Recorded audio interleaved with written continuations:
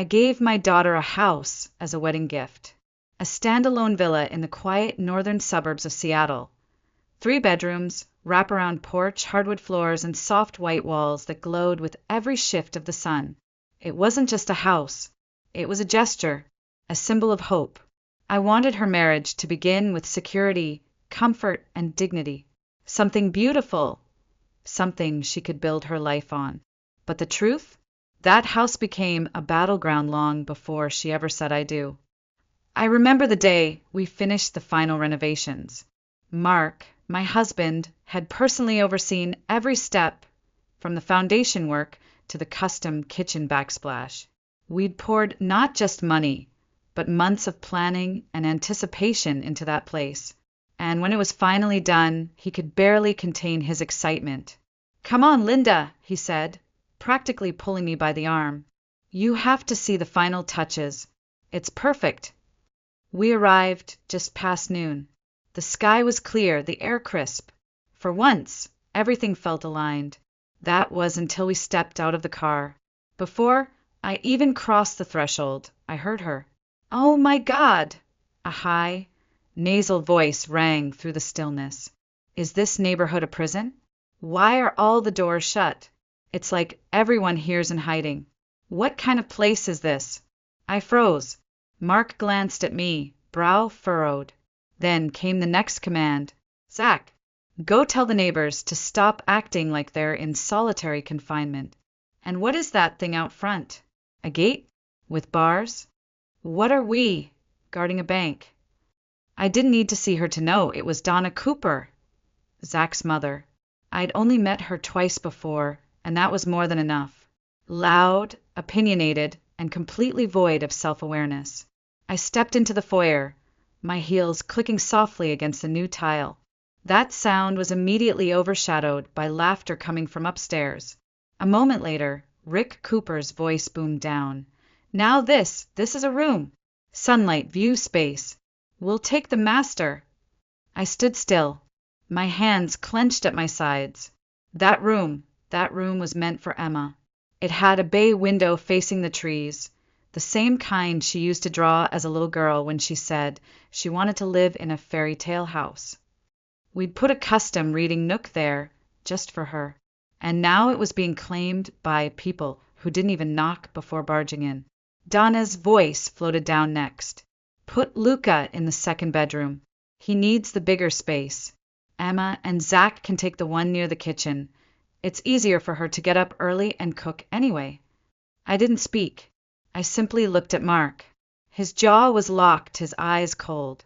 Inside the master bedroom, Donna was lying on the brand new duvet, legs crossed, shoes still on, grinding dirt into the pristine white fabric. Rick stood beside her, lighting a cigarette like it was his own damn house. And then, God help me, he pressed the cigarette out on the nightstand. A deep, black mark bloomed instantly against the polished wood. Emma wasn't there yet. This was their first move. And it was already a declaration of war. Emma wasn't naive. Or at least, that's what I used to tell myself. She had always been the kind of girl who read people well. Sharp, observant, just like her father. But when it came to Zachary Cooper, all of that seemed to vanish. Love has a way of clouding even the clearest vision, and in her case it was a full eclipse. They met during grad school. He was polite, soft-spoken, almost shy. Emma said he had an old soul. At first, I believed that might be a good thing. Someone grounded. Low drama. A balance to Emma's bright, driven personality. But Mark saw it quicker than I did. "He's playing a role," he told me one night after dinner. "The quiet type who disappears in crowds but listens too closely to the wrong things. Watch him." I did. And slowly the cracks appeared. Zach never offered to pay. Not for meals, not for movies, not for gas. Emma would wave it off. "He's still finding his footing, Mom." She covered for him in 100 little ways. When he showed up to our housewarming party empty-handed, she claimed he'd helped her plan the decorations. When she got herself a new phone, she told us it was a joint decision. Only later did I see the receipts. She'd bought it outright on her own birthday. Even the engagement ring had a quiet lie attached to it. A dainty sapphire solitaire, elegant and understated. I complimented it once. She smiled and said Zach picked it himself. That was a lie, too. She bought the ring. I found the bank statement weeks later while reviewing some documents with her. She hadn't meant for us to know. She just didn't want us to worry. And I understood that. I really did. Emma didn't want a life like mine, one filled with second-guessing and regret. She wanted to build something with someone. She wanted to believe in love. So we let her. We gave her the house. The villa on Greenwood Lane with the oak tree out front and the winding stone path Mark had designed himself. The kind of home that said, "You're safe now. You don't have to settle." We thought we were helping her. What we didn't know, what we couldn't have known, was that Zach's family saw that house as an invitation, not to support Emma, but to use her. I should have paid closer attention to that first dinner, the one we hosted a few months before the wedding. Cooper spent half the evening complaining about the wine, and the other half lecturing Emma on how real wives should prioritize family over work. "All this ambition," she said, swirling her glass like she was at a country club, "makes a woman hard to live with." Emma laughed it off. Rick stayed mostly silent, except for when he asked about our retirement accounts and hinted, half joking, of course, that we must be rolling in it if we could afford a house like that. Mark stared him down until he changed the subject, but nothing compared to what happened later that evening when we walked them to their car. Donna looked at the house one more time, then turned to me with a smile that didn't reach her eyes. "You know," she said, "it's nice of you to do this. Very generous. It's not every day someone gifts their daughter a whole house. But if you really want to help, maybe put it in Zach's name too. It's only fair." That was the moment I knew. This wasn't just about Emma. It was about what she came with, and they had every intention of taking it all. By the time Emma arrived at the house that afternoon, the Coopers had already made themselves comfortable. Too comfortable. Donna was rearranging throw pillows on the living room couch like it was her own. Rick had the television blaring, some old Western movie, and Dylan, Zach's older brother, was sprawled on the patio chair with his feet up, scrolling through his phone like he didn't have a care in the world. His wife, Brianna, was inspecting the kitchen cabinets, muttering something about how they'd need to replace the handles. Replace the handles. In a house they didn't own. I caught Mark's eye. He gave the faintest shake of his head. Not yet. Emma stepped inside, smiling nervously. "Hi," she said. "Everyone's settled in okay." Donna didn't even look up. "We figured it out," she said flatly, waving her hand toward the upstairs hallway. "Master bedroom's ours. It has the best light. Perfect for Rick's arthritis." I blinked. Emma froze. She glanced at Zach, who stood in the doorway behind her. His face was a blank slate. "Wait," Emma said gently. "You're staying in the master bedroom."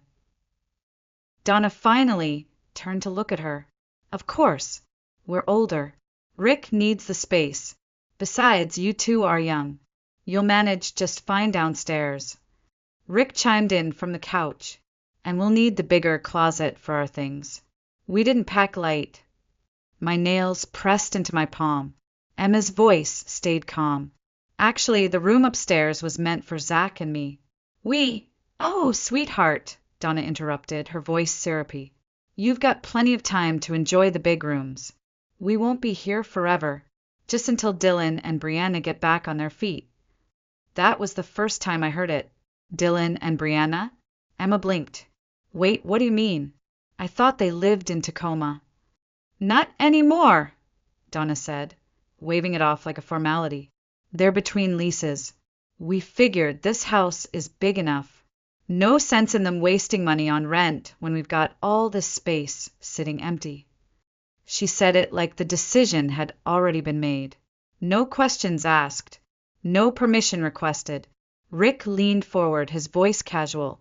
"We're thinking of putting the house in Dylan's name. That way Mason, their grandson, will have stability when he starts kindergarten here." Emma stood still, mouth slightly open, eyes flickering from face to face. I took a step forward, but Mark's hand touched my wrist. Not yet. Let her speak. Wait, Emma said slowly. This is still my house. My parents bought it for me. Rick shrugged. But you're marrying Zach. What's yours is his, and what's his is the family's. That's how marriage works. Donna smiled. And you don't even have kids yet. Why let perfectly good rooms go to waste? I saw it in Emma's face, confusion melting into realization. It was like watching a storm roll across her eyes. She'd been trying so desperately to make this work, to smile through the tension, to keep the peace. But now she understood. They weren't just visiting. They were moving in, laying claim, rewriting the rules before the ink on the marriage license had even dried. Emma opened her mouth to respond, then stopped. Her voice had caught in her throat. Zach stepped forward, finally speaking. It's not a big deal, babe. They're just staying a while. We'll still have space. You don't need to make it into something it's not. She turned to him, slowly. Her voice was quieter than I'd ever heard it. I'm not making anything, Zach. I'm just seeing things for what they really are. For a moment, no one spoke. The silence was thick, dense with unspoken rules, expectations, and the quiet sound of something breaking inside my daughter. Then Donna snorted. You're seeing things for what they are, she repeated, mimicking Emma's tone. Please, you're acting like we're looting your palace. It's just a house, a big one, and you're not even using most of it. Emma lifted her chin. That's not the point. Oh, I think it is, Rick said, standing now, arms crossed over his gut. You're young. You've never run a household. What do you even know about managing a home this size? Dylan piped in from the hallway. Yeah, not to mention your job takes up all your time. You can't work 80 hours a week and expect to keep a place like this from falling apart. I could see Emma's throat tighten. Her jaw flexed. Then her voice came out, soft but deliberate. If you want to live here, pay rent, cover the bills, clean up after yourselves. Otherwise, you're guests. Temporary. Donna's face darkened. Zach stepped forward so fast it startled even Rick. Emma, he snapped. That was completely out of line. His forehead was red, his voice shaking. You need to apologize to them. Right now. Emma looked at him like she didn't recognize the man in front of her. I need to apologize, she repeated. Yes, he shouted, his voice cracking. They're my parents. You don't talk to them like that. Donna smirked, arms folded, triumphant. This is what happens when a girl's raised with too much. No humility, no respect. Rick lit another cigarette, exhaled slowly in our direction. You know, Mark, Linda, I have to ask, how exactly did you raise your daughter? That was it. Mark moved before I did. 1 second, Rick was standing. The next, he was on the floor, choking on his own breath, a dark bloom already spreading across his cheek. The cigarette rolled across the wood floor and died out beside his shoe. Donna screamed. You're insane. That was assault. Mark stood over him, his voice low, sharp and steady. Say another word, he said, and you won't make it out of this house. The room fell into dead silence. Zach's face had gone completely white. He didn't move, didn't blink. I stepped forward. Your son, I said, locking eyes with him, brought nothing into this marriage. No money, no stability, no future. My daughter paid for everything, from the phone in his pocket to the meals on his table. She bought her own ring just to save him the shame. And now he stands here, demanding that she apologize. Zach's voice came out barely above a whisper. I only said that because she disrespected my parents. Mark turned his gaze to him. You think she disrespected them? After everything they've done? No. What she did was hold up a mirror. Then he turned to Donna. And if any of you had the decency to look into it, you'd see exactly what kind of leeches you are. I watched as the power shifted. It wasn't loud. It didn't need to be. It was in the stillness, the silence that followed, the way Emma's shoulders straightened and Zach's hunched in. She wasn't shrinking anymore. They were. Emma stood still for a long moment. Her hands were shaking, but her voice, when it finally came, was steady. "You're right," she said softly, not to Mark or me, but to Zach. "This isn't working." He blinked. "What?" She looked at his parents, then back at him. "This was never going to work. I've been clinging to the idea of us, hoping it would change. But it won't." "You don't mean that," he said quickly, stepping toward her. "You're upset. My dad just got hit. It's chaotic right now. You're not thinking straight." "I'm thinking more clearly than I ever have," she replied. "I ignored everything. The way your parents talked to me, the way you never stood up for me. I convinced myself it was temporary, that it would get better." Rick groaned from the floor, still rubbing his jaw. "She's lost it," Donna hissed through her teeth. "Don't throw away your future because of one bad day, Emma. You'll regret this. You're not going to find someone else willing to accept you once the world knows what kind of girl you really are." Emma turned to her slowly, her expression unreadable. "You mean someone who tolerates being disrespected? Used? Controlled? You're right. I hope I never find someone like that again." Zach opened his mouth, but no sound came out. Mark folded his arms. I stayed quiet, letting her own this moment. "I was so scared of disappointing you," Emma said, her voice quieter now, looking directly at Zach. "I thought if I was patient enough, kind enough, you'd become the man I imagined. But all you did was take. And when I finally asked for respect, you told me to apologize." He looked like he might cry. "I didn't mean it like that. I was trying to keep peace." "You were keeping silence," she said, "not peace." For a long time, no one moved. Then Zach took a small step back, like he was trying to make space for some version of himself that could fix this. "Please," he said, "can we just talk privately?" Emma shook her head. "There's nothing left to say." Donna scoffed. "You think this makes you powerful? Walking away with your nose in the air." "No," Emma said. "I think it makes me free." She turned to me. "I'll stay with you and Dad for now, just until I figure out my next move." Mark nodded. "You'll have all the space you need." As we turned to leave, I caught Zach's voice behind us, low and bitter. "You're just going to throw everything away?" Emma paused at the door. She didn't turn around. She just said, "There's nothing left to throw." 3 days passed. Emma moved back into our house like a ghost, quiet, efficient, avoiding unnecessary conversations. She packed only what she needed. Her laptop, a few clothes, a stack of unread books. Everything else she left behind in the villa, including Zach. We thought that was it, the end. But men like Zach don't like being left, especially not when they think the world owes them something. It started with texts from unknown numbers. Then came a voicemail that Emma never listened to, just forwarded straight to me. I sat on the edge of the bed, listening to his voice as it cracked under the weight of self-pity. "Emma, I know I messed up. I was just trying to keep things together. My parents, they're a lot, but I didn't want to disappoint them. Please don't throw this away.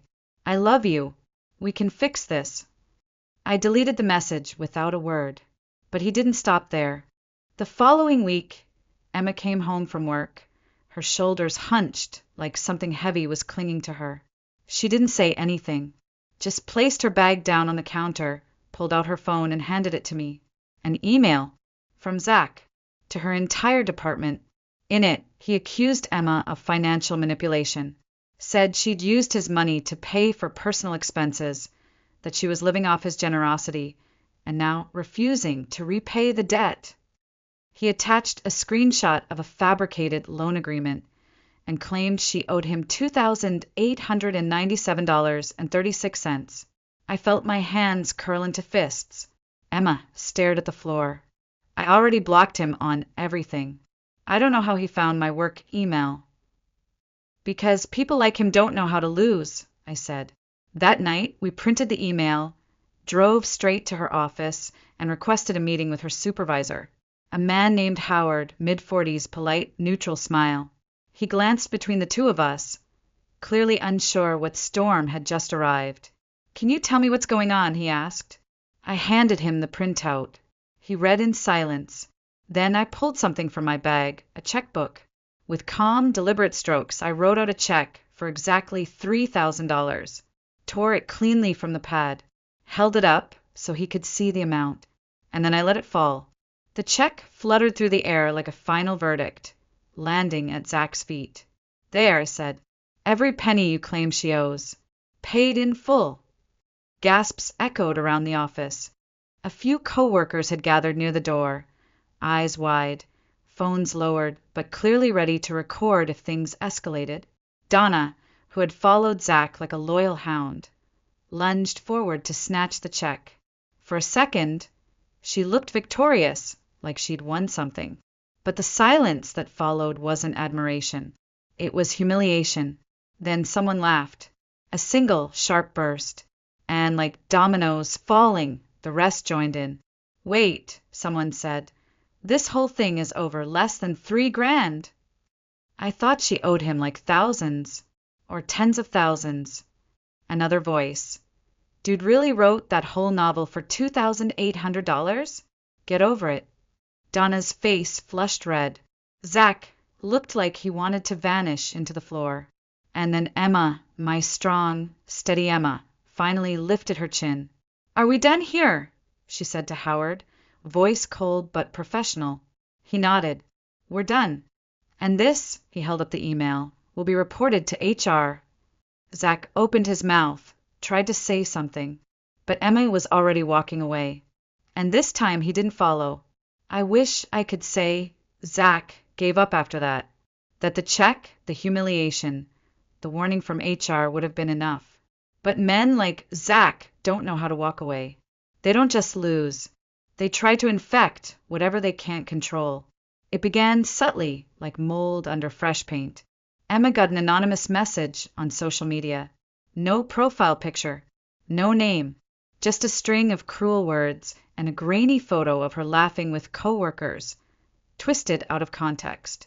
Then another account appeared, posting old pictures from when she and Zach were still together. One of her sitting beside him at dinner, the caption, "Some people take and take, then act like victims."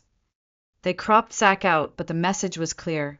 I blocked them, she said to me over breakfast, hands tight around her coffee mug, but they keep making new ones. I took the phone from her, scrolled through the posts. The language wasn't just familiar, it was Zach's. The way he phrased things, the passive-aggressive tone masked in self-righteousness. He was using her own memories as weapons. She looked exhausted, not sad, just tired, like grief had turned to dust and settled in her bones. I don't understand, she said. I left. I didn't ask for anything. I just wanted peace. I reached across the table and took her hand. You didn't take anything from him, Emma. You just stopped letting him take from you. She nodded, but her grip tightened. That afternoon, she received an email from a newly made address. No subject line, just a wall of text. The final lines read, I know I messed up. I shouldn't have listened to my parents. I just want to start over. If you don't come back, I don't know what I might do to myself. You were my only light. Don't leave me in the dark. It wasn't an apology. It was emotional blackmail. I watched her read it, her lips pressed into a hard line.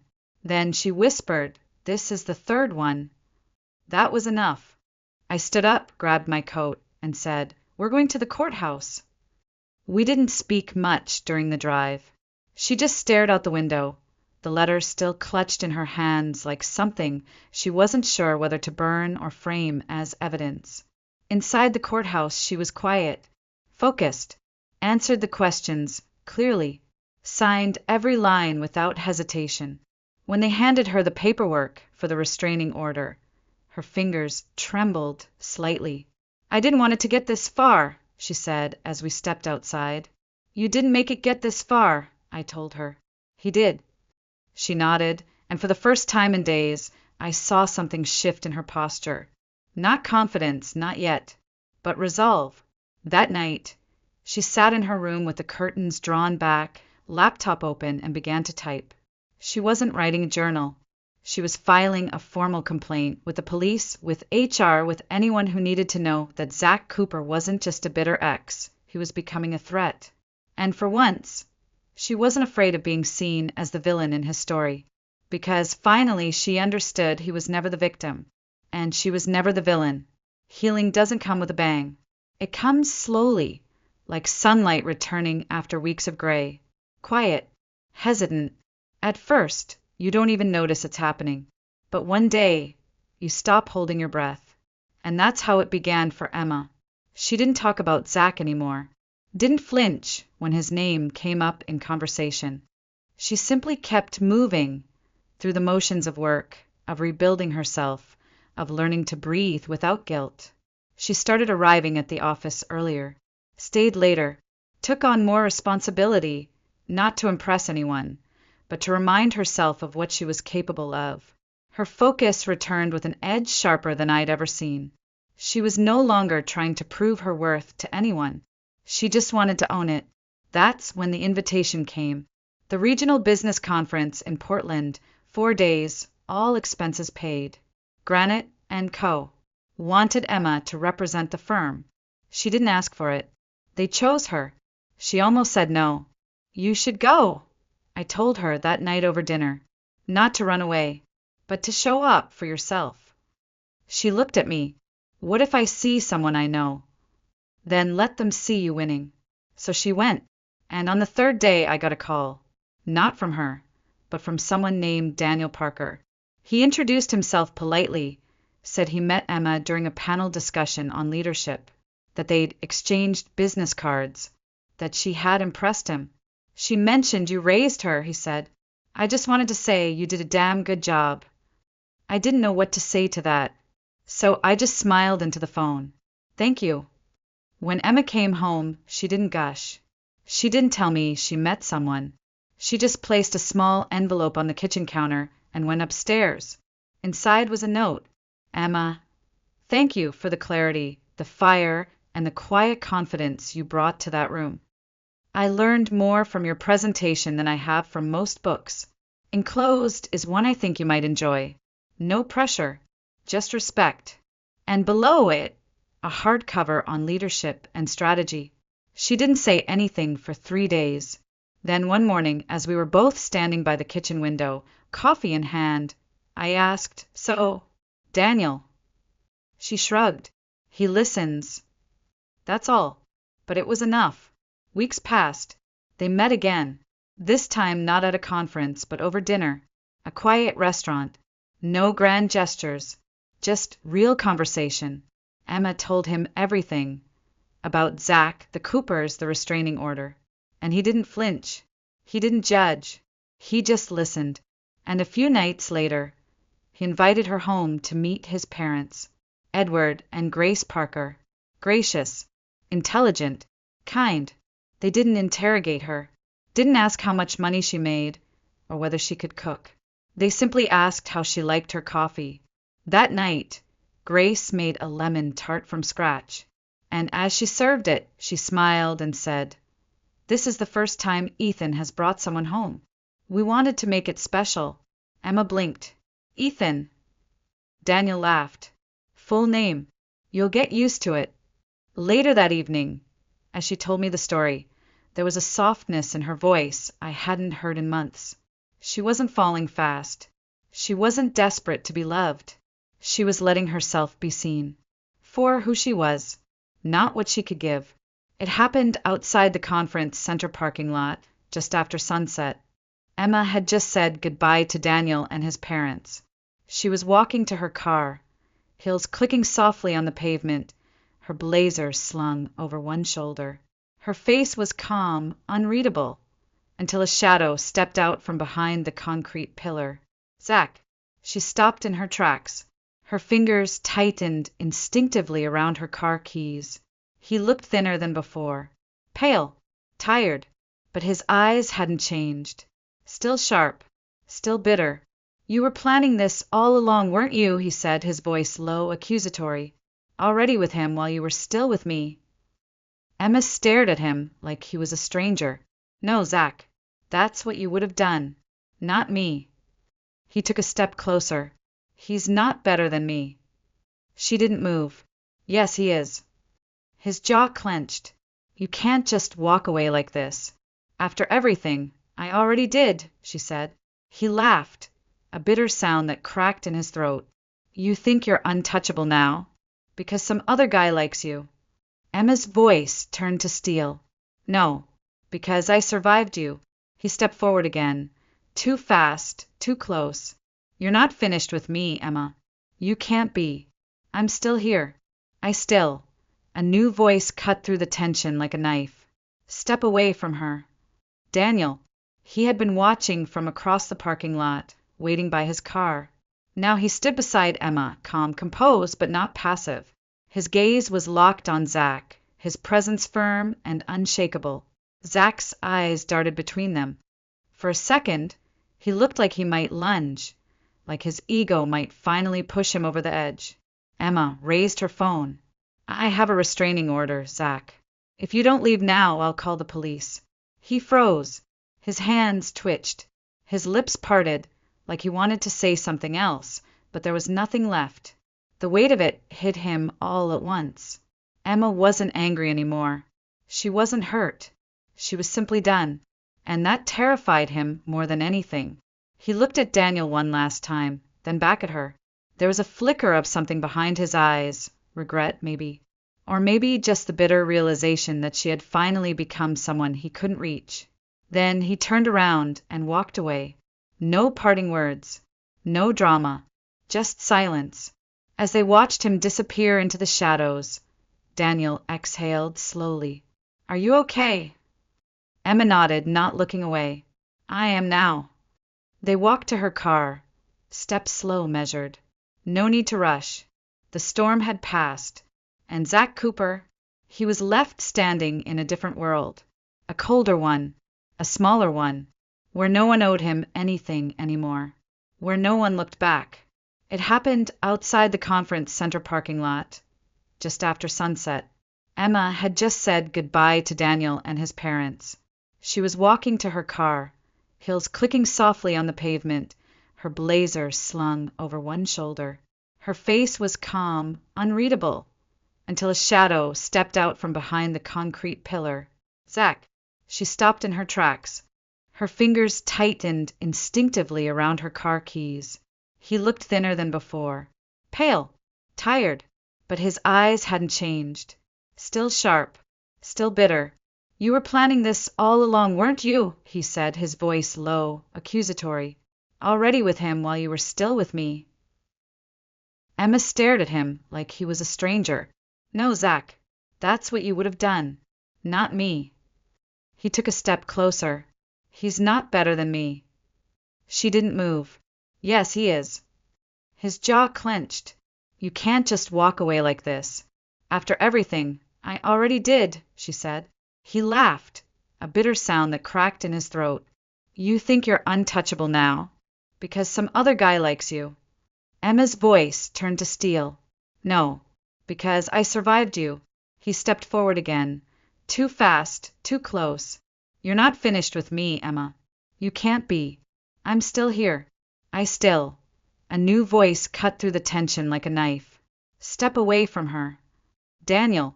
He had been watching from across the parking lot, waiting by his car. Now he stood beside Emma, calm, composed, but not passive. His gaze was locked on Zach, his presence firm and unshakable. Zach's eyes darted between them. For a second, he looked like he might lunge, like his ego might finally push him over the edge. Emma raised her phone. I have a restraining order, Zach. If you don't leave now, I'll call the police. He froze. His hands twitched. His lips parted, like he wanted to say something else, but there was nothing left. The weight of it hit him all at once. Emma wasn't angry anymore. She wasn't hurt. She was simply done. And that terrified him more than anything. He looked at Daniel one last time, then back at her. There was a flicker of something behind his eyes. Regret, maybe. Or maybe just the bitter realization that she had finally become someone he couldn't reach. Then he turned around and walked away. No parting words. No drama. Just silence. As they watched him disappear into the shadows, Daniel exhaled slowly. "Are you okay?" Emma nodded, not looking away. "I am now." They walked to her car, steps slow, measured. No need to rush. The storm had passed. And Zach Cooper, he was left standing in a different world. A colder one. A smaller one. Where no one owed him anything anymore. Where no one looked back. After everything, we didn't celebrate. There was no champagne. No triumphant music playing in the background. Just a quiet evening, the kind that seeps into your bones and tells you that you're finally safe. Emma and I took a walk after dinner. Just the two of us. The path behind our house was narrow, lined with gravel that crunched softly beneath our feet. Above us, the trees swayed gently in the breeze, their shadows stretching long under the golden light. She didn't say much at first. Neither did I. We didn't need to. The silence wasn't awkward anymore. It was restful. I glanced at her as we walked, her face calm, focused. There was no tension in her shoulders, no weight in her step. She moved like someone who had finally stopped dragging ghosts behind her.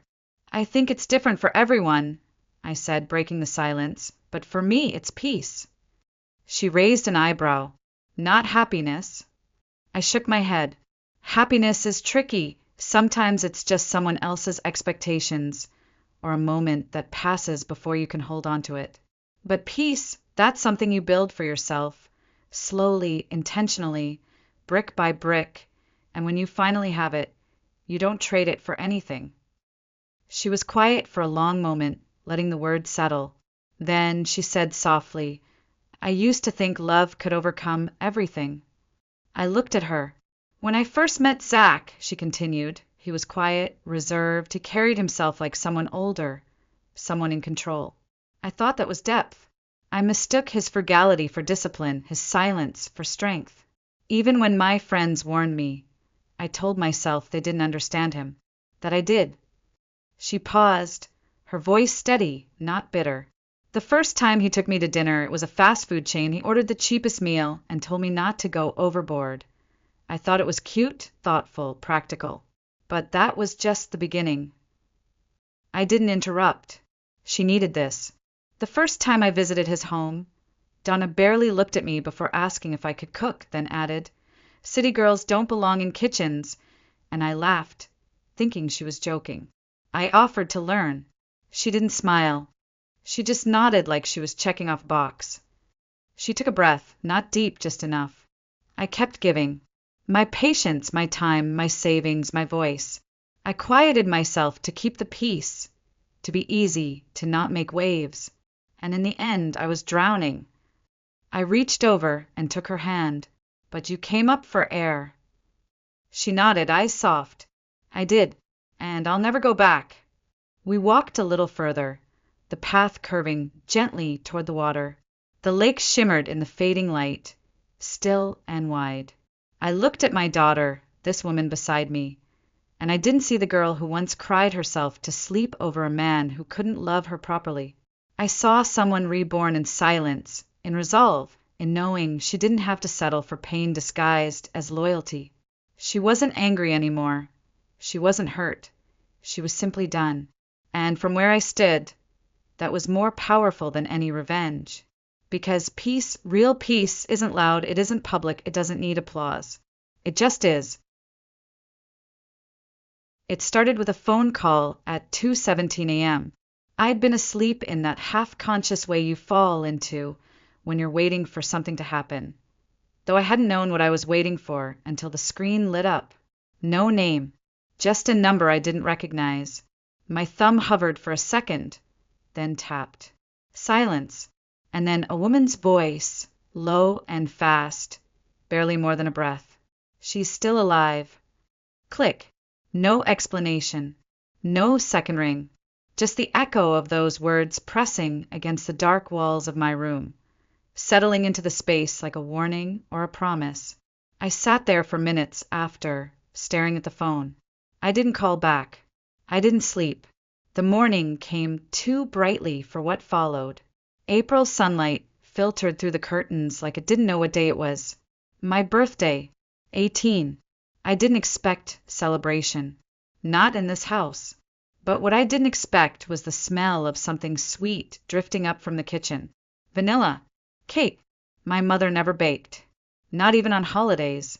The last time I saw her crack an egg, I was 8 and she immediately dropped it, muttering about the mess.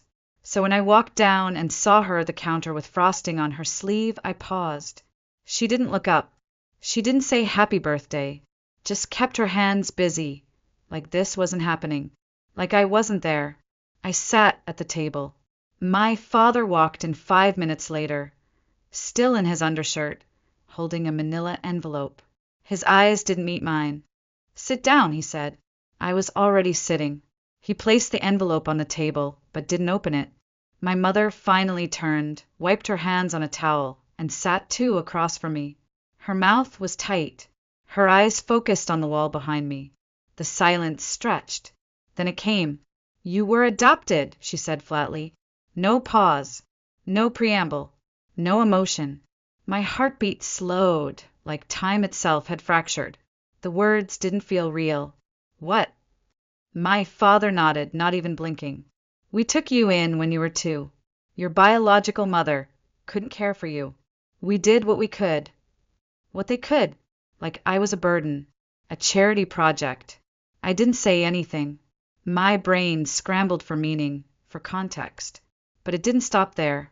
We think it's time you found your own way now, my mother added, her voice smooth like the frosting on the cake. You're old enough. Then he reached under the table and slid a black duffel bag across the floor, toward me. It bumped my shoe. There's some money in there. And clothes. We've arranged for you to stay at Shelter 42 until you figure things out. I looked down at the bag. The zipper was half open. A sweatshirt poked through. The one I wore when I broke my wrist in 8th grade. I hadn't seen it in years. They were kicking me out. On my 18th birthday. I didn't cry. I didn't scream.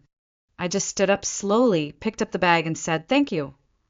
Neither of them looked at me.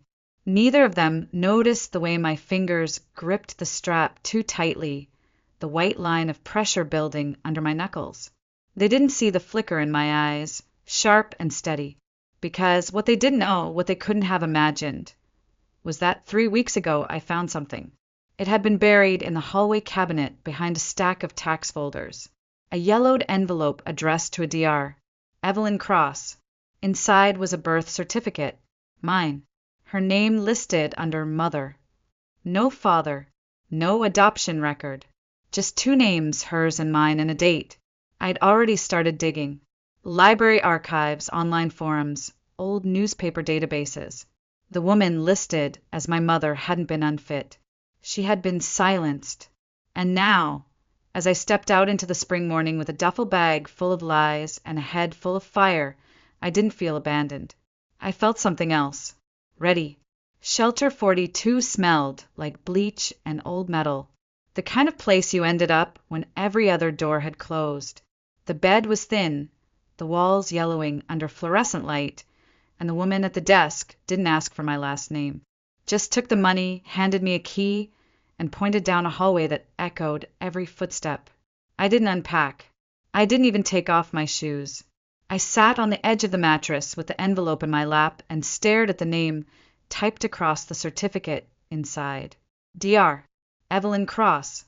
It felt foreign and familiar all at once, like a song I'd heard in a dream. The next morning, I left before sunrise. My breath fogged in the air. My stomach was tight with hunger, but I hadn't eaten. Not because I was fasting or punishing myself, but because I couldn't afford to. The few crumpled bills in my pocket wouldn't stretch far. I walked for an hour to the Larchmont Public Library, a fading brick building tucked between 2 parking lots. The librarian didn't look up when I entered, and I was grateful for that. The archives were hidden in the basement, where the air smelled of dust and forgotten things. I took the microfilm reader in the corner and loaded the reel I'd hidden in my locker a week ago. Evelyn Cross. I typed her name again and again until the articles blurred together. Then I found it. A headline from 2005. Local psychiatrist institutionalized after ethics complaint backfires. Below it, a photo. A woman with dark hair pulled into a knot, her eyes fierce even as two men led her away in handcuffs. Not fear, defiance. The article painted her as unstable, accused her of making false claims against a respected physician, Dr. Malcolm Steele, alleging unethical experimentation on female patients at a private recovery clinic. Steele denied it, naturally, and a month later, Evelyn was deemed mentally unfit and transferred to Ashbrook Institute for psychiatric evaluation. No charges filed against Steele. No investigation. Just silence. But the name, Malcolm Steele, it scraped something raw inside me. I'd heard it before. I just didn't know where. Back at the hostel that night, I opened my duffel bag and pulled out the only other thing I'd taken from the house. A bundle of letters I'd found in my father's study, all marked with the same embossed logo, the Steele Foundation for Women. I remembered asking him once when I was 12 what the foundation did. He said it supported women's wellness initiatives. I asked if it was like therapy. He just smiled. It's more than that. Now I understood. I looked back at the letters, the envelopes, the signatures. Gerald Whitmore, my adoptive father.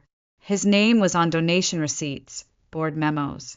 And then I saw it, one letter, slightly crumpled at the edge, bore the words Research Collaboration Agreement. My hands started to shake, not from fear, from clarity. Gerald wasn't just a donor. He was involved, deeply. I wrote it down in the notebook I kept hidden beneath my mattress. Evelyn Cross, whistleblower. Malcolm Steele, predator in a lab coat. Gerald Whitmore, facilitator, maybe worse. The lines between them were tangled, but the message was clear. This wasn't about abandonment. This was containment. They hadn't just kicked me out because I turned 18. They'd done it because I was getting too close. That night, as I curled under the hostel blanket that barely reached my ankles, I couldn't sleep. Every creak in the hallway felt like a footstep. Every passing shadow felt like a warning. I kept the envelope clutched to my chest like a lifeline. And when I finally did fall asleep, it was only to wake up 2 hours later to the sound of something sliding under my door. A piece of paper. No envelope. No signature. Just one sentence typed in all caps. Stop digging, or you'll end up like Maya. The note stayed in my pocket for 3 days before I could even look at it without my chest tightening. Maya. Just a name. But didn't feel like a warning. It felt like a threat dressed up as a ghost. I searched for her everywhere. Forums, student bulletins, archived newspapers. One article, buried behind a paywall, mentioned a Maya Whitfield, journalism major, last seen leaving Hollowmere Sanctuary in 2019. There was no follow-up, just a single quote from her roommate. She thought she was being watched. I didn't know if Maya had made it out, but I knew where she went, and that meant I had to go too. The next morning, I packed my notebook, the envelope, and the last $10 I had. The bus to Greyhaven, a town 3 hours north, left at 10:40 a.m. I bought a ticket with a 5 and a handful of coins scraped from the bottom of vending machines. I didn't say goodbye to anyone. No one would have noticed if I did. The ride was quiet. Towns passed like fading photos. Frost still clinging to rooftops even though it was already April. The driver didn't speak, and I was grateful. I spent the ride staring at the hills in the distance, wondering what kind of place buried someone like Evelyn Cross. Hollowmere Sanctuary sat at the top of a winding road, hidden behind trees that looked like they'd forgotten how to bloom. The building was old, stone and shadow, with a gate that creaked as the bus pulled away. It didn't look like a hospital. It looked like something people built to forget the world, and then forgot it too. The woman at the front desk didn't even glance up when I entered. Her glasses slid down her nose. Her voice was paper thin. "I'm here to visit a patient," I said, steadying my voice. "Name?" "Evelyn Cross." She blinked. "Relation?" I hesitated. "I'm her daughter." Her eyes finally met mine. For a long second, she just stared. Then, slowly, she picked up the phone, murmured something I couldn't hear, and nodded toward the hallway. "Second door on the left. Keep it brief." The corridor was cold. My footsteps echoed like they didn't belong there. I pushed open the door. She was sitting by the window, thin and still, her hands folded neatly in her lap. Her hair was streaked with gray, pulled back. She didn't turn when I entered, just stared at the trees outside like she was waiting for something. "Evelyn." My voice cracked. She turned. Slowly, her eyes found mine, and for a second, just one, I saw something flicker behind them. Recognition. Pain. Maybe both. "I'm Lena," I said, stepping closer. "You had a daughter. 18 years ago. They told me you were unstable, that you were unfit. But I found the articles. I know what you tried to do. I know what they did to you." She exhaled, a small, broken sound, and something in her posture shifted. Her fingers curled into her palms. Her shoulders lifted, then dropped again. "They still watch me," she whispered. "They think I don't remember, but I do." My heart thudded. "Who's they?" I asked. "Is it the Steele Foundation? Is it Gerald Whitmore?" At that name, her expression fractured. She blinked rapidly, like trying to push back something sharp. "Your father!" Her voice wavered. "He wasn't supposed to adopt you. He wasn't even cleared. But he pulled strings, got your file sealed. I tried to stop it, but by then I was too loud, too dangerous." I sat in the chair beside her, trying to steady the tremble in my hands. "What were they doing, Evelyn? What did Malcolm Steele do to those women?" Her eyes didn't leave the window, but her lips moved. "Experimental therapy, isolation, memory suppression trials. They said it was for PTSD, but it wasn't. They tested drugs, behavior programs, on women no one would miss, addicts, runaways, wives that got in the way. And you?" I documented everything. I was young. I believed ethics mattered. Her voice cracked. "I sent the report to the state board. A week later, I was here." I reached into my bag and pulled out the envelope, placed it on her lap. "You don't have to wonder anymore." She touched the paper like it might vanish. Then she looked at me, really looked at me, and I saw the truth settle in her bones. Not hope, not even sadness. Resolve. "You shouldn't be here," she whispered. "If they know you found me, I don't care," I said. "You're not crazy. You never were. And I'm going to prove it." That's when the footsteps came. Slow, deliberate, echoing down the hallway like the beginning of a countdown. Evelyn stiffened. Her whole body went rigid. Her eyes moved to the ceiling corners, watching nothing, but knowing where cameras used to be. The door opened. A nurse entered. Thin smile. Cold eyes. "I'm sorry. Visiting hours are over." I stood, but before I could turn, she leaned in just enough for her breath to brush my ear. "You're not the first to come asking about her," she murmured. "But the last girl didn't come back." Then the door closed, and the silence returned. The cold slapped me the moment I stepped out of Hollowmere. My breath fogged the air as if the building had exhaled me like something unwanted. I didn't walk to the bus stop right away. I found a bench beneath a dead oak tree and stared back up at the sanctuary, half hidden behind moss and frost. My hands trembled, not just from the chill, but from the things Evelyn had said, the things she hadn't. My mother wasn't a patient. She was a prisoner, and I had no idea how long she had left. The name Maya echoed in my head. The nurse hadn't said it as a threat, but it felt like one. Back in Greyhaven, I checked into a roadside motel with peeling wallpaper and a key that stuck in the lock. I didn't turn on the lights. I sat on the floor, cross-legged, laptop open, Wi-Fi barely working. The clock blinked, 1:04 a.m. I searched everything. Hollowmere, Ashbrook, Silver Birch, names Evelyn had whispered. Nothing. Their digital footprints had been scrubbed clean. So I searched Maya. One archived article. One thread on a buried subreddit about whistleblowers. And a photo, grainy and old, posted by someone anonymous. In it, Maya stood outside a hospital entrance, holding a file folder close to her chest. Beside her, barely visible, was a nurse, Nina Porter. I zoomed in, pixel by pixel, until I could see the name tag on the scrub pocket. My heart thudded once hard. I remembered her face. She had been at the front desk when I walked into Hollowmere. I backtracked everything. Searched her name, no social posts, no contact info. But one comment under a Facebook photo from years ago stuck out. Someone had tagged her in a picture at a nursing conference. Still doing nights at Hollowmere? You poor thing. That place is haunted. Haunted. The word rang too true. I made a burner account. I sent her a message. My name is Lena Carter. I visited Evelyn Cross today. I know what happened to her. I know about Steele. And I know about Maya. Please, I just want the truth. I didn't expect a reply. Not right away. But at 2:14 a.m. my screen lit up. Back in trance. Tomorrow, midnight. If anyone sees you, say you're lost.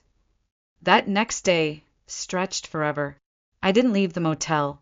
I barely moved. Just stared at the envelope. At Evelyn's birth certificate. At my own signature on the release of responsibility form my adoptive parents made me sign. Legally severed. Emotionally shackled.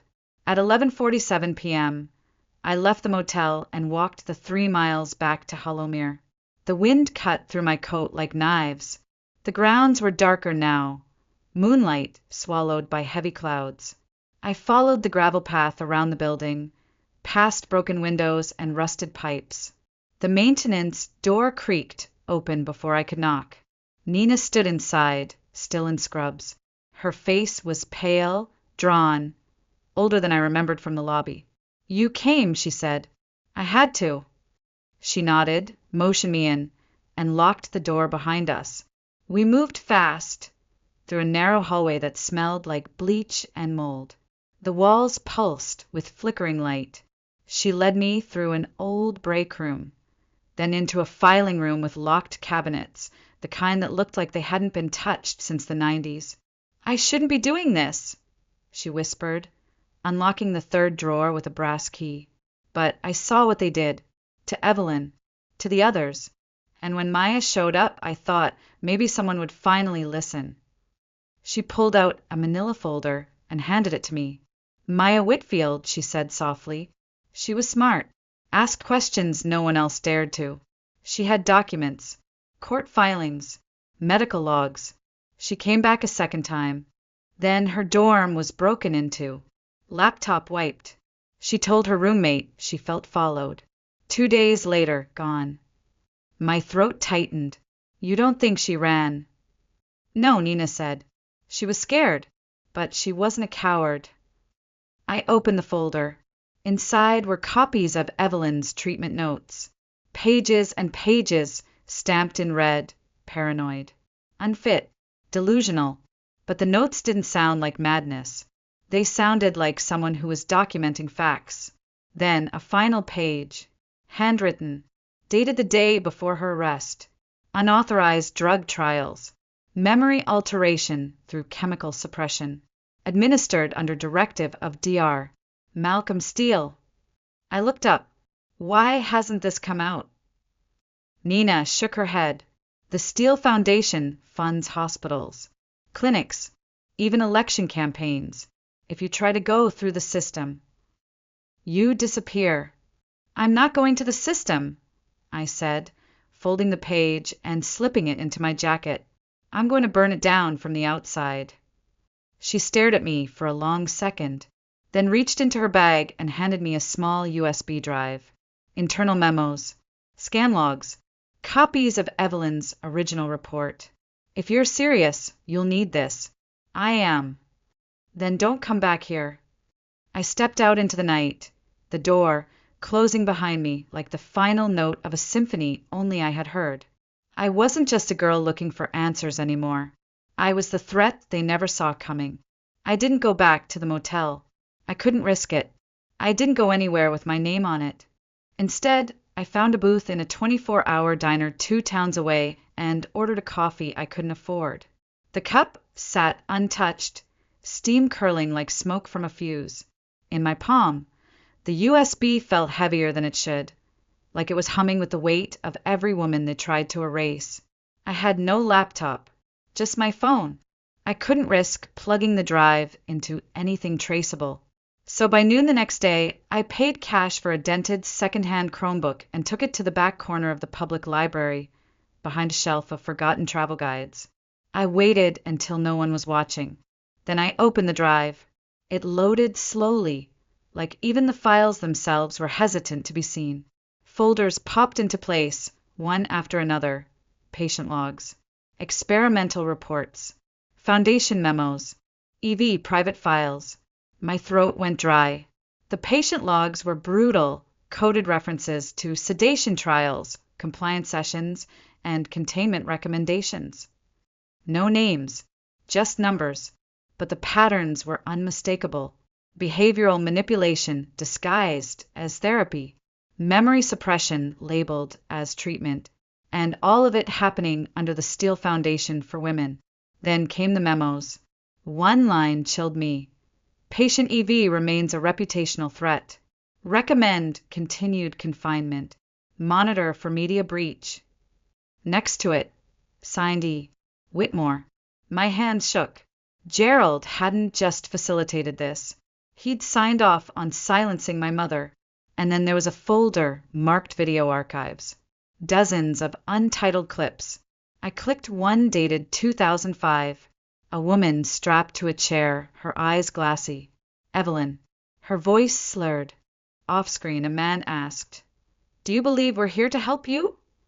And Evelyn, barely audible, whispered, "You're helping me forget." I slammed the lid shut. It wasn't therapy. It was programming. I needed help, but not from the system. I needed someone like me. Someone who had already tried to speak and been buried for it. So I found her, Harper Quinn, a former investigative reporter fired years ago for chasing a lead on unethical psychiatric treatment. She hadn't published since, but there were whispers online, deep forums, encrypted threads, that she hadn't stopped digging. I sent her one message through an anonymous inbox. I have patient logs, memos, videos. My mother is one of them. And I think someone named Maya tried to reach you once. She disappeared. I didn't expect a reply, but I got one. 1 hour later. Where are you? I've been waiting for this for 15 years. She didn't live in a city. She lived off-grid in a cabin deep in Vermont, wrapped in pine trees and radio silence. When I arrived, she was already waiting on the porch, late 50s, sharp-eyed, wind-chapped skin, no small talk. Inside, she locked the door, pulled out a dusty laptop and gestured. "Show me." I handed her the drive, watched her face as she clicked through the folders. No reaction, just a slow, deliberate inhale when she saw the names. Then the videos, then Evelyn's handwritten report. "These are real," she murmured. "The language, the headers. This is how the Foundation writes. You couldn't fake this if you tried." "I'm not trying to fake it," I said. "I want to blow it up." She leaned back, her eyes sharp now, focused. "Then we don't go to one outlet," she said. "We go to all of them, at once. Trusted allies, whistleblower platforms, podcasts, former prosecutors. We make it so loud they can't kill it." I nodded. "I want Gerald Whitmore's name buried in the same dirt he buried her in." She stared at me, then smiled, tight and full of steel. Let's make them choke on the truth. Within 24 hours, she duplicated the drive 6 times, sent it to 6 people across the country, each one given a unique password, delivered over encrypted calls. She called it fireproofing. Meanwhile, she drafted a full report, tying Evelyn's records to the experimental trials, linking Steele to institutional abuse and exposing Gerald's name on internal memos. Then my phone rang, a number I knew too well, Gerald Whitmore. I let it go to voicemail. Lena, I know what you're doing. I think we need to talk. You owe me that much. I didn't owe him anything, but I still said yes, because this time he wouldn't be the one writing the script. We met in a place where no one whispered. An old train station, half abandoned, half forgotten, its bones rusted with time, but still open to the public. Harper had chosen it. Open space, public cameras, too many witnesses for anything to go wrong. But I still kept my distance. I sat on a bench facing the exit. My bag rested beside me, the flash drive's twin already mailed. My phone recording, tucked deep in my coat pocket. He arrived late. Of course he did. Gerald wore the same beige wool coat he always wore when he was pretending to be harmless. Fatherly, reliable, a man with polished shoes and perfectly timed smiles. But I wasn't that little girl anymore, and he wasn't my father. You've grown into a clever girl, he said as he sat down beside me. Don't, I said, voice flat. Don't pretend you raised me out of love. His jaw twitched, just barely. You think this was simple? You think I wanted this? No, I said. I think you wanted control. He looked away for a moment, like he was deciding which mask to wear next. When he turned back, his voice was softer, more deliberate. Everything you found, it's dangerous. Not just for me. For you. For Evelyn. You release it, and people will get hurt. I looked him in the eye. They already have. He leaned closer. Lena, listen to me. No, I said. You listen. You took me to cover up your crimes. You helped lock up a woman who tried to protect patients. You built a foundation on lies. And now you want me to protect your legacy. He paused, and then the mask dropped. This will destroy you too, he said quietly. No, I whispered. It frees me. I stood up, walked away, didn't look back. That night, the storm broke. It started with a podcast episode, raw, unfiltered, hosted by a woman with nothing left to lose. Harper had timed it perfectly. While Gerald was still trying to contain me, she'd sent out every encrypted package. The next wave hit hard. Scanned documents, voice memos, court filings buried for years, redacted patient logs that suddenly weren't so redacted, Evelyn's handwritten notes, footage from inside the chair room, and then her voice, Evelyn Cross, slurred and sedated, whispering, "You're helping me forget." It hit the internet like wildfire doused in gasoline.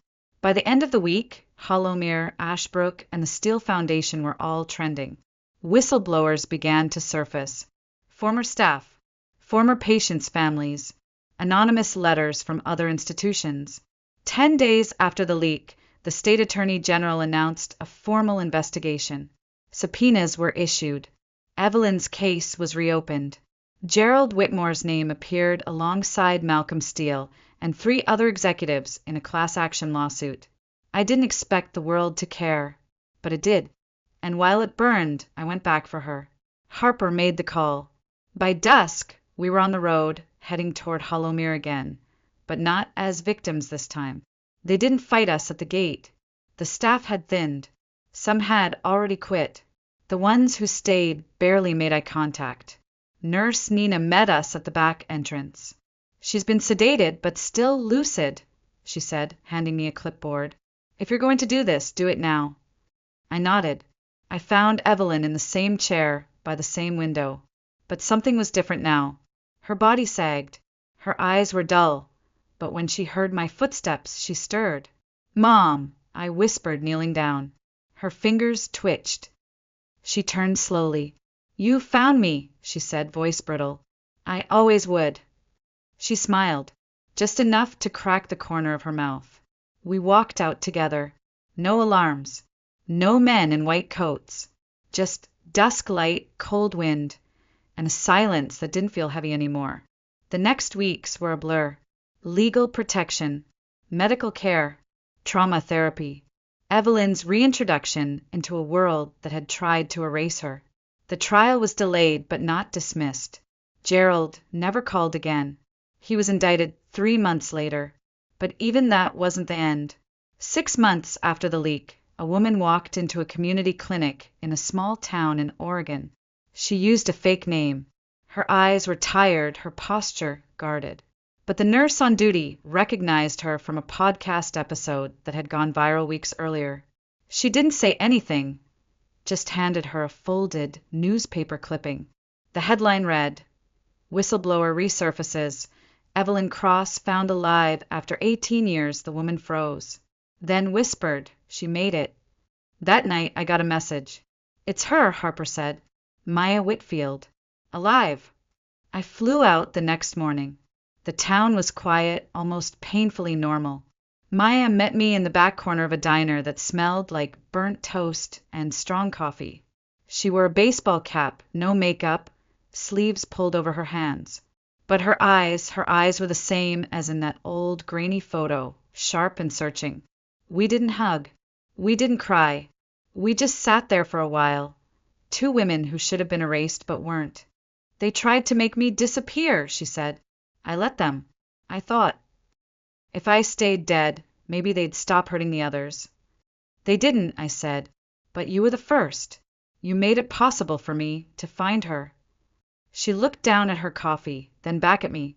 "So, what now?" It was a question that hung heavier than it should. What happens after revenge? After the fire? After the empire crumbles and you're left standing in the ash? I didn't have a clean answer, but I had an idea. "We build something better," I said. "No more secrets. No more silencing. We start with truth and we go from there." And we did. Together, Maya and I launched an independent platform, a space for survivors, whistleblowers, the forgotten voices left behind in locked rooms and sealed files. We called it the Cross Line, named not just for Evelyn, but for every line they crossed to keep people like her quiet. Evelyn was slow to adjust at first. The world had changed. Her hand still shook sometimes when she heard a door click shut, but she smiled more now. She even started writing again. Essays, letters, reflections. She wasn't hiding anymore. She was living. I didn't go back to Gerald's house. I didn't need closure. He didn't deserve the dignity of a final word. He was sentenced to 25 years without parole. Malcolm Steele died before the trial began. Heart attack, or maybe just fear catching up to him. Either way, they didn't win. We did. And not just by tearing them down, but by refusing to let them bury us. Sometimes I still hear the echo of that first phone call.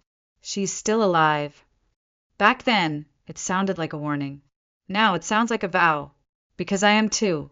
Still alive, still fighting, and never, never quiet again.